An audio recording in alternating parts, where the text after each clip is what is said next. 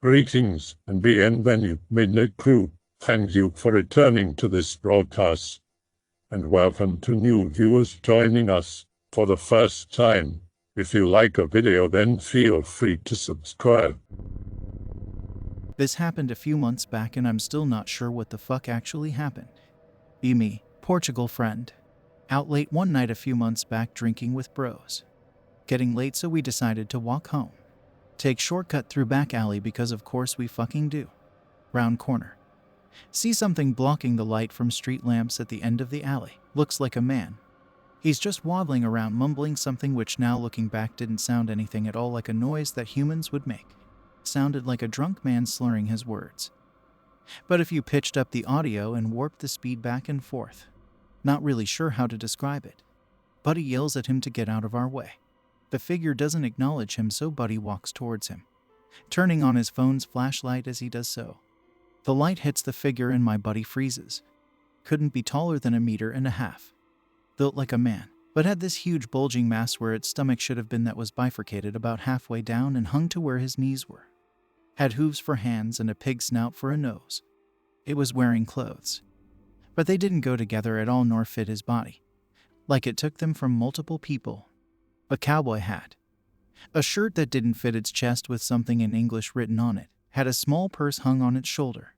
Had what may have been vomit staining the bottom of its face. It notices my buddy and starts hobbling towards him.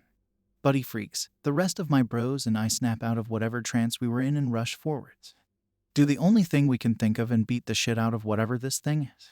It surprisingly went down pretty easy as we just stood there for a minute kicking it to make sure it didn't get back up. Grab Buddy and GTFO. Glance back and still see it lying on the ground. Find out later that one of my other bros grabbed the purse it was carrying, hoping to find some ID on who it belonged to. But it was empty. I just sat down for a sec. Well, somebody came up and grabbed my man purse, what have you, the Armani bag that I had. So I was there, and somebody took my bag. They did take my purse, basically. My Armani. I mean, the motherfucker. I don't know. Some French girl talked me into buying a $900 bag when I was in Vegas last year. Whatever. Fuck it. Let me see if I can spin one of my uncle's yarns. I remember one he told me about funerals. Just to avoid confusion, I'm going to refer to everyone by these names: Great-Grandma Dorothy, Uncle, Grandpa and Grandma, and Miss Clementine. Again, this is a tall tale. When Uncle was still young, Great-Grandma Dorothy passed away. Everyone had been dreading her death. Not only because they loved her, but because she had requested a traditional funeral, which was a lot of work. But in accordance with her wishes, Grandpa and Grandma held a wake in their home and invited everybody. The women all brought flowers and watched over the body, in shifts, for 24 hours. All of the doors and windows had to remain open the whole time. So the men watched the house during that time to keep animals from wandering in. Meanwhile, a couple of the men worked on making a simple coffin. After 24 hours, they laid Great-Grandma Dorothy's body in the coffin and said a short prayer. Then they lugged the coffin out of the house. The men carried it to the family plot where Great-Grandpa was buried and laid Great-Grandma Dorothy to rest beside him. And that was that. Or so they thought. Not long after, though, Grandpa starts complaining that he's getting attacked by the old hag. If you don't know what that is, it's sort of like sleep paralysis. Only you physically feel like somebody is sitting on your chest and you can't breathe or move. This turns into a nightly occurrence. They get worse over time, until one night Grandma wakes up with Grandpa thrashing violently in bed next to her.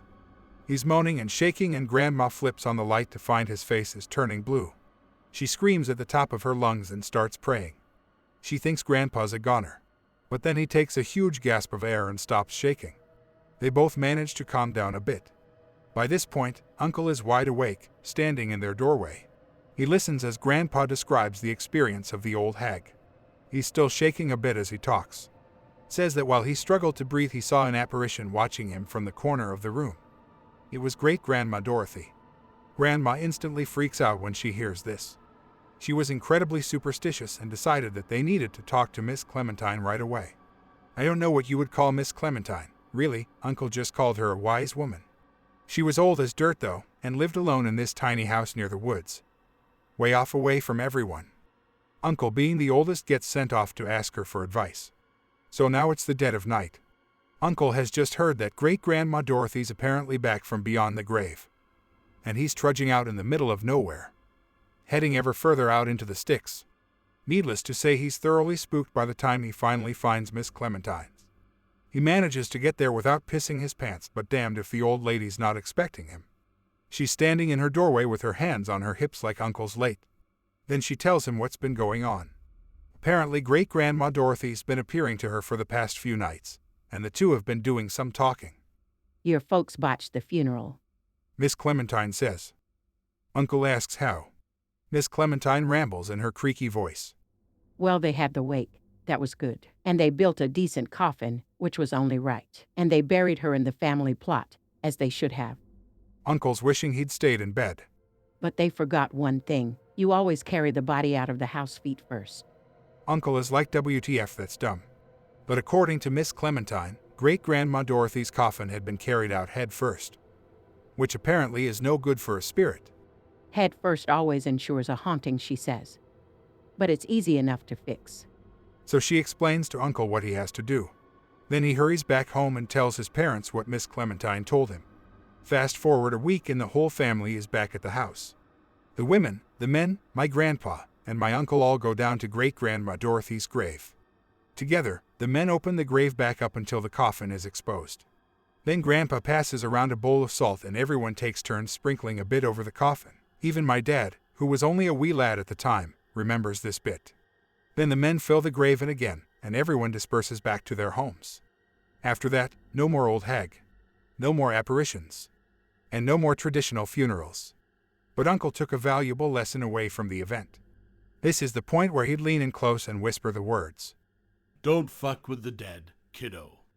Kick. Thanks, Uncle. Pick related. I have a really bizarre, creepy story that's passed down in my family regarding a relative who went missing and died under mysterious circumstances a century ago. It briefly made the news when it happened, but as far as I can research, the news barely goes into depth about it beyond woman goes missing, turns up dead in her garden 4 years later. So instead, this story is passed down in the family. 1917, in Plate Cove, a very rural and undeveloped part of Newfoundland, Canada. An old relative goes missing for 4 years. She apparently was heavily superstitious, believed in cryptids, fairies, demons, and other things, and was heavily into various European folklore.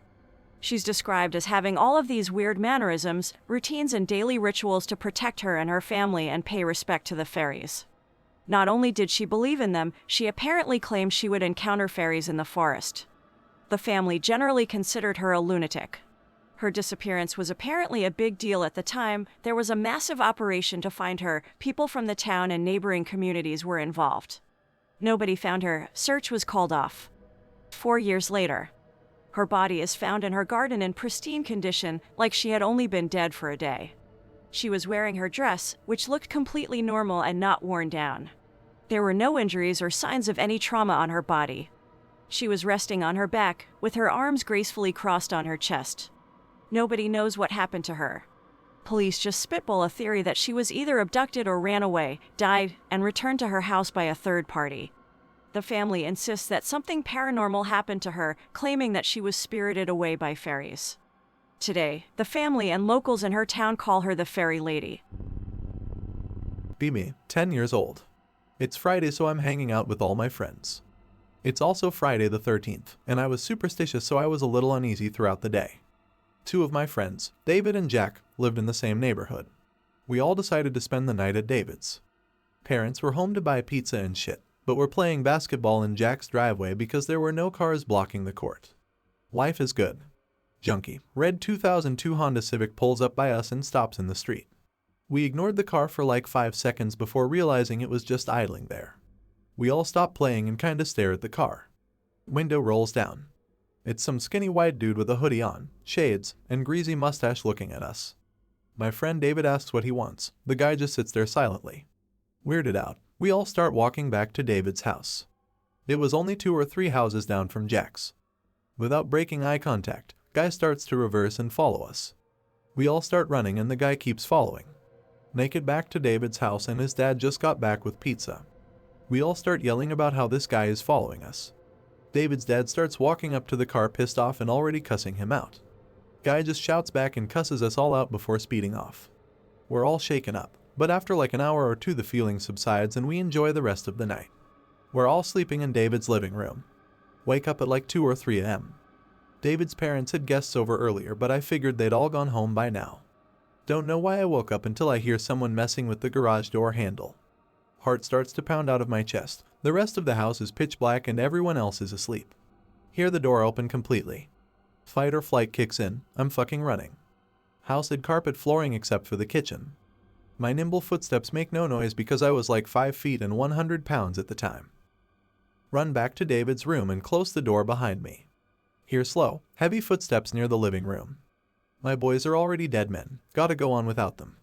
The only light available is the street light poking through window blinds. Barely see the closet doors open. Decide that's where I'm gonna hide. As I'm feeling my way towards it, I step on a pile of clothes strewn on the ground. Bingo. Hear the footsteps coming towards David's room, the room I'm in. Oh fuck, oh shit. The door opens and I hear heavy breathing. I'm under a pile of clothes covering my mouth to make myself quiet. Adrenaline is through the fucking roof. Lay there for what seems like an eternity. The door closes. Still shaking from the adrenaline, but bad news because I have to shit. Do I risk my life for one last trip to the toilet? Yes. Stealthily crawl out of the clothes pile, through the hallway, and make it to the bathroom. As my nerves are starting to calm down, I hear more movement outside the door. Liquid shit pours out of me into the toilet and I figure I'm a fucking goner. Wait in silence for God knows how long to hear any sort of jostling of the doorknob or footsteps or anything. Start to drift off on the can from exhaustion. Fall asleep for several hours. Clean myself up, brace for the worst, and open the door. All my buddies are still asleep on the couch. Nobody got murdered. See some beer bottles that weren't there before on the kitchen counter. Realize that I'm a fucking dumbass and it was just some hammered guest looking for booze inside the house. My face when I would have survived a home invasion ignoring the bathroom part. Not my story, and I think it might be pretty well known. But I always thought it was an interesting one because there is fact to it. I can't recall it verbatim, but the more pertinent parts are all there. I'll call them Woman A and Woman B because I can't remember their names. 2 middle-aged women go camping. Do it often because they enjoy hiking. This one time they veer off the trail. They aren't too worried because they're pretty experienced. But then the night starts creeping in and they're no closer to finding the trail than they were when they started looking. They also have few to no supplies with them because getting lost wasn't on the agenda. Struggle their way through the woods in the dead of night. Out of nowhere they notice a light a little ways up ahead. Approach it. It's like an old-timey drinking tavern. Both look through the windows and it even looks old-timey inside. Everything from the decor to the people. A bit perplexed why something like this would be in the middle of nowhere, but they're just glad to have found somewhere they might be able to get help. Woman A opens the door. Everyone inside turns and looks at them. Woman B suddenly feels really apprehensive and tells Woman A not to enter. Patrons begin beckoning them to come inside. Woman A steps so like half her body is through the doorway. Woman B grabs hold of her and pulls her back. Can't remember if the tavern disappeared in the blink of an eye or if it remained and they left. I think they said it disappeared. Woman A says the side of her body that crossed the threshold feels odd. Whole side of her body is paralyzed. They get rescued or whatever anyway. Woman A goes to the doctors when she's back home. Doctor, this is a part I saw on the program. He was a legit doctor and said it was just like what you would expect from someone who'd had a stroke. Except she hadn't, and he could find no physical reason whatsoever for why one side of her body was paralyzed. I've got one. It's not super spooky or anything, but it's one of only 2 experiences I've had. And more interesting than the second one. Be me, somewhere around 12 years old, sleeping in my room at the opposite end of the house from my parents, connected by a hallway. The house is pretty new. My parents had it built when I was 8ish. A lot was undeveloped before then, no history of anything. Wake up in the middle of the night. No big deal, I'm not really scared of the dark. Not sleep paralysis. Because I can move. As I'm shifting around trying to get comfortable and go back to sleep. A formless blackness rises up through the floor. Literally just like a void of darkness floating in the middle of my room. Doesn't speak or move or anything, but just radiates pure hatred. I somehow know that it wants me dead. That it hates every living thing. Still able to move, but so terrified I just freeze and hope nothing happens. Can't even bring myself to make a noise. It floats there for a few minutes, just this seething ball of rage in the middle of my room. Eventually seems to lose interest and floats sideways out through the far wall of my room. As soon as it's gone, I get up the nerve to call out Mom, and then just start crying. Mom comes in, and I can't even articulate what happened or why I'm upset. She gets her rosary and sits next to my bed praying until I finally fall back asleep.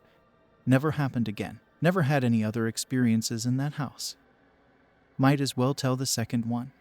Me, 20-year-old college dropout. Living in shitty basement apartment. The place is basically a flophouse. 2 bedrooms, kitchen, bathroom, living room, plus a storage closet. Used to be the boiler room for the building. 7 roommates plus usually random folks who passed out the night before. One morning I'm alone in the apartment for once. Roommates are at work, no randoms hanging out. I'm a little hungover but stone sober. Sitting in the living room trying to get up the motivation to do anything. Lights are off. Only light is from the sun coming in through the little 1x3 windows in the living room. Kitchen is really dark, has no windows and doesn't get any direct light from living room windows. See an even darker shadow through the doorway to the kitchen. About 3 feet tall, standing in a corner. Shadow seems to be stationary, but has this weird jerky wave going along one end. No worries, figure it's just the garbage can and the cat swatting at the oversized bag hanging off the sides. Like he does. After 10 or 15 minutes I finally decided to go make breakfast. Turn on the kitchen light. The shadow disappears, nothing in that corner. I remember my roommate took a trash can outside to dump and rinse out before going to work. Never bringing it back in. Fuck it. I'm not hungry, gonna go find something to do for the rest of the day. That place generally had a bad vibe. But that was the only time I ever saw anything. There were a lot of rumors about it though. Bikers killing each other in the kitchen in the 80s. A woman strangling her kid on the back steps that connect the kitchen to the laundry room. Several ODS. I doubt most of them were true. But something was definitely fucked about that place. In Missouri decades before the Civil War, there was a young man who made a living taking care of horses on a rich man's farm. He lived in a cabin on his boss's property and was making a fine living for himself. One evening, just after finishing his work, he was walking off to his cabin for some relaxation of a book and whiskey when he noticed an elderly woman strolling along the path with mild difficulty, cane in hand. As he came closer to her, it became rapidly apparent that she looked quite uncanny. She had one of those faces and looks that could just unsettle a fella's nerves. "Good evening, ma'am," he said, trying to be polite. After all, he thought to himself, she was just an old woman going about her day. Can you help me, mister? The words quivered from her worn-out lips. The man was concerned as to what the old lady needed help with and agreed accordingly. She directed him to try to whistle for her horse. She was very specific on which sound to make when whistling and how many times to whistle. The man followed her instructions without much thought, and as he heard the galloping of a horse's feet on the ground, he became disoriented and his consciousness went dark. When he awoke and opened his eyes, he saw the moon and stars and realized that it was nighttime. Looking down, taking his eyes off the night sky and onto the surface of the earth, he saw in the field that he laid the elderly woman. She walked to him without the assistance of a cane and got on top of his back. He was horrified to realize that he would now serve her as her mount. Unexplained event from when I was 13. Staying in this very small town with Dad. He was working there temporarily. One day, we're exploring the downtown area. It's just a handful of streets. And it's a nice sunny day, but there are hardly any signs of life. Place is almost deserted.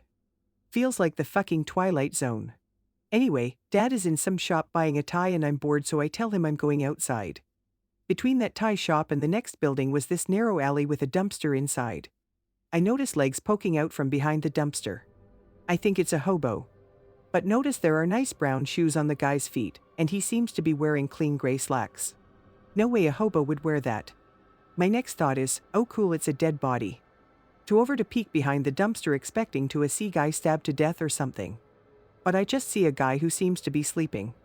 His head is turned and resting on the dumpster, like he's asleep, but I see his eyes are open. Instantly I realize the face doesn't look right. It looks basically like pic-related, like a dummy's face. At first I thought I'm looking at a life-size ventriloquist dummy. This thing was bigger than me, like a grown man's size. Its face looks like solid wood. I could tell it was wood because even in the alley the sun was really bright. But then I notice its hands. They look regular, like a real man's hands, skin, fingernails, a little hair. I think WTF and look at the face again. The blank dummy eyes shift towards me. Fuck. I nope TF out of the alley and run right into my dad. He asks what I was doing in there. Nothing, I say, and ask if we can leave. That's it. The only explanation I could think of was that it was a man wearing a mask. But the way the guy's head was leaning against the dumpster, I could see his jaw and neck, and I didn't see any seams or anything. And the eyes moved. So here's my ex story, never been told before. My mother-in-law buys the ugliest teddy bear ever. Looks like a fucking dead dog, glass eyes staring at nothing. It was a very realistic teddy dog. Much more than the pic related I found.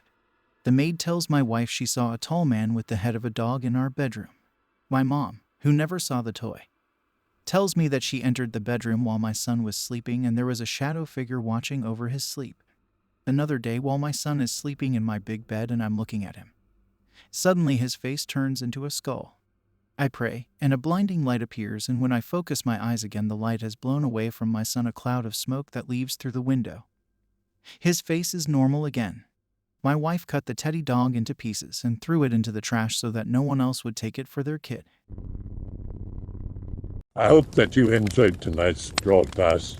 If you enjoyed tonight's story, then please subscribe to the channel, as more green texts will appear daily. A new broadcast will appear when the clock strikes midnight Central Time.